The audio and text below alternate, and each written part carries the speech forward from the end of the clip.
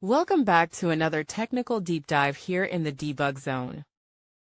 Today we're tackling a big question and breaking it down with insights from other users. Hopefully this clears up some misconceptions and helps you get the answer you need. So buckle up, stay a little curious, and let's jump right in.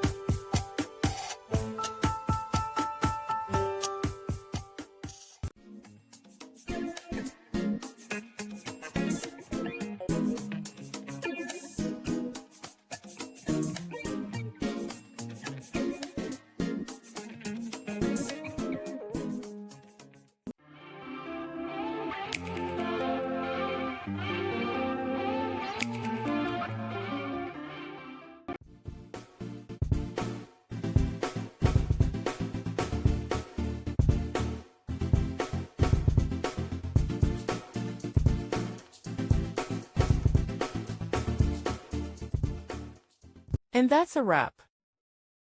I hope you found the answer you were looking for.